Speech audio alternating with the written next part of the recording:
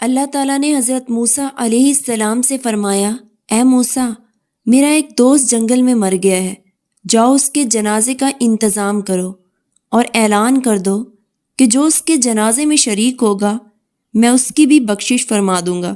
جب لوگوں نے آ کر دیکھا تو کہا کہ موسیٰ، یہ تو وہی لڑکا ہے جس کو ہم نے شہر سے اس کے گناہوں کی نحوست کی وجہ سے نکالا تھا۔ یہ ایسا ولی کیسے ہو گیا کہ ہم اس کا جنازہ پڑھیں گے تو ہم بھی بخشے جائیں گے؟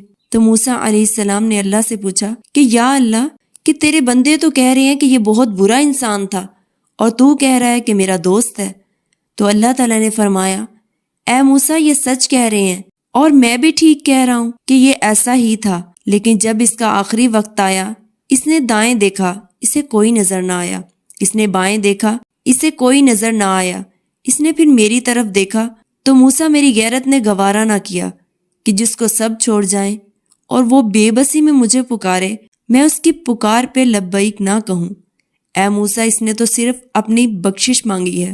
تو اللہ تو اتنا رحمان اور رحیم ہے، جب ہم یقین کے ساتھ اس کی طرف دیکھتے ہیں کہ یا اللہ، بس تو ہی کر سکتا ہے جو کر سکتا ہے، ہمارے اختیار میں تو کچھ نہیں ہے، تو اللہ تعالیٰ آپ کی بخشش ضرور کرتا ہے، آپ کی دعائیں ضرور قبول کرتا ہے۔ آپ دعا تو کر کے دیکھیں، دعا تو اس چیز کو بھی آپ تک کھینچ لاتی ہے جو آپ کے نصیب کا حصہ نہیں ہوتی۔ معجزے یقین کے دھاگے پر ہوتے ہیں۔ سکون سے لے کر بے بسی تک کے سارے اختیارات صرف اللہ کے ہیں۔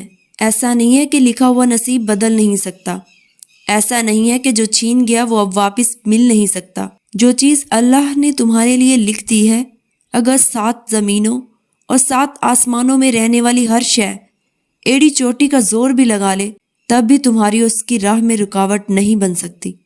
اور جس کو اللہ نے تمہارے لیے نہیں لکھا، اس کو دعا کے علاوہ کائنات کی کوئی بھی چیز تم تک نہیں لا سکتی۔ جیسے حالات بدلتے ہیں ویسے ہی مقدر بھی بدلتا ہے، لیکن ہر چیز کے ہونے کو ایک مقرر وقت درکار ہے۔ تمہیں پورا حق ہے ان خوابوں کے لیے لڑنے کا جن کی تدبیر تم نے دیکھی ہے۔ جب اللہ تمہارے دل میں کسی کا خیال پیدا کرتا ہے تو وہ چاہتا ہے کہ تم اسے مناؤ، اسے وہ چیز تمہیں دینے پر آمادہ کرو، بار بار جھولی پھیلاؤ، بار بار اسے پکارو تاکہ وہ کن فرما سکے اور تمہاری فرمائش پوری کر سکے۔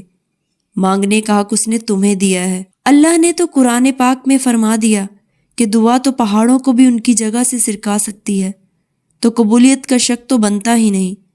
اللہ نے مقدر لکھنے کا اختیار تمہیں دیا ہے کہ چاہو تو دعا کا تسلسل بڑھا لو اور چاہو تو مایوس بیٹھ جاؤ۔ مت بھولو کہ تمہارا کام صرف التجا کرنا ہے، تدبیریں تو وہ خود نکالتا ہے۔